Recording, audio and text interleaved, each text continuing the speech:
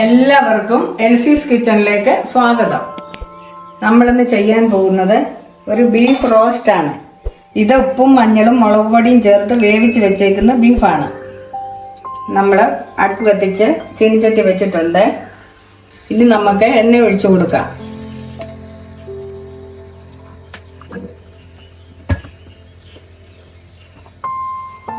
എണ്ണ ചൂടാകുമ്പോൾ നമുക്ക് കടുക് ഇട്ട് കൊടുക്കാം. എണ്ണ ചൂടായിട്ടുണ്ട്, നമുക്ക് കടുകിടാം.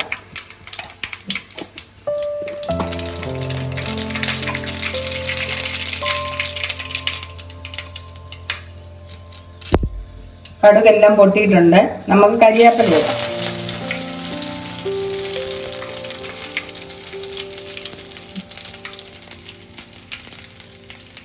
ഇത് അരമുറി തേങ്ങ പൂളി വെച്ചേക്കുന്നതാണ്. അതിന്റെ കൊത്തിടാം.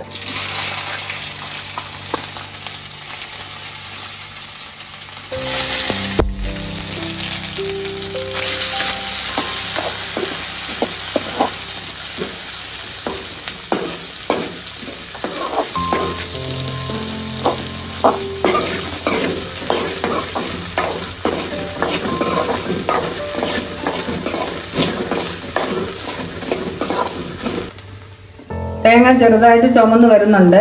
നമുക്ക് 1 ടേബിൾ സ്പൂൺ ഇഞ്ചി ചതച്ചതാണ്, 1 ടേബിൾ സ്പൂൺ വെളുത്തുള്ളിയും ചതച്ചതാണ്. അത് രണ്ടും ഇതിനകത്തോട്ട് ചേർക്കുകയാണ്. എന്നിട്ട് 2 വറ്റൽമുളക് മുറിച്ചതാണ്, അതും ഇതിലോട്ട് ചേർത്തു.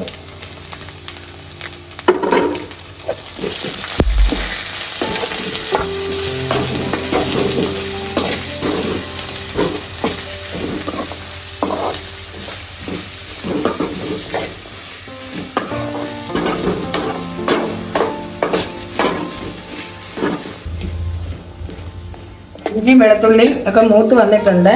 നമ്മൾ 2 പച്ചമുളക് കീറി വെച്ചതാണ്, അത് ഇതിലോട്ട് ഇടുകയാണ്.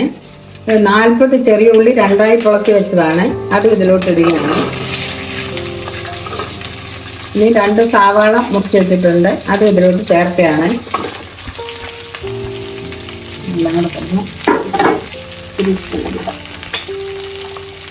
ഇതിനാവശ്യമുള്ള കുറച്ച് ഉപ്പ് ഇടുകയാണ്.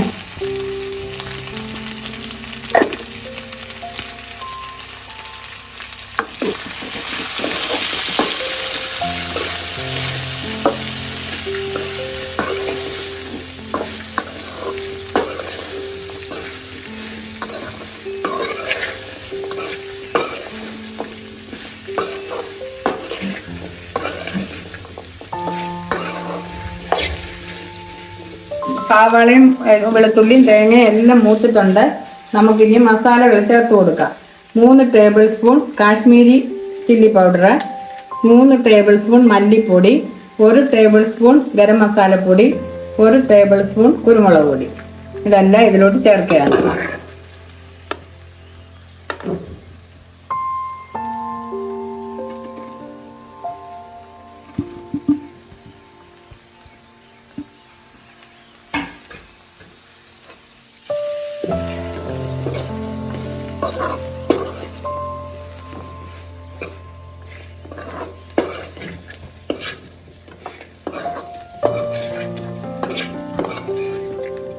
നമ്മൾ 1/2 ടീസ്പൂൺ മഞ്ഞൾപ്പൊടിയോട് ചേർത്ത് കൊടുക്കുകയാണ്. ഇറച്ചി വേവിച്ചതിനകത്തും ശകലം ചേർത്തിട്ടുണ്ട്.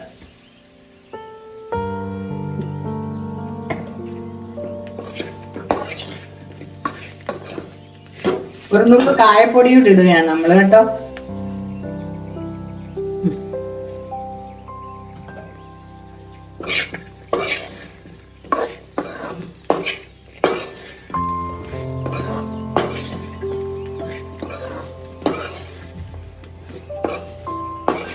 മസാലയൊക്കെ മൂത്തിട്ടുണ്ട്.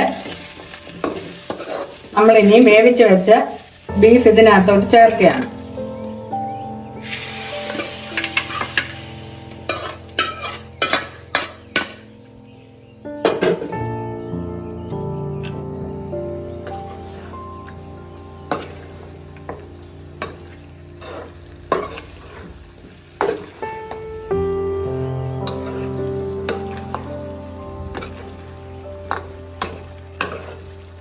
ഇതിനകത്ത് നമ്മൾ 1/2 കപ്പ് വെള്ളം കൂടെ ചേർക്കുകയാണേ. എല്ലാം കൂടെ ഒന്ന് വേണം.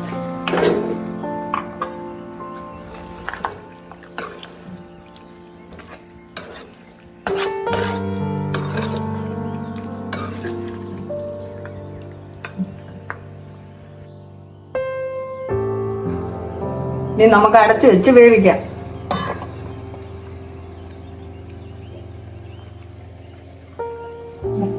നമ്മുടെ ബീഫ് റോസ്റ്റ് റെഡി ആയിട്ടുണ്ട്.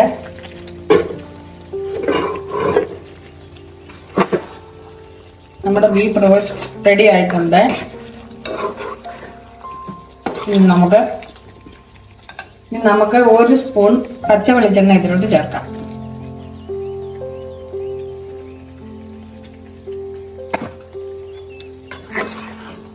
ഇനി നമ്മൾ പാത്രത്തിലോട്ട് മാറ്റുകയാണ്.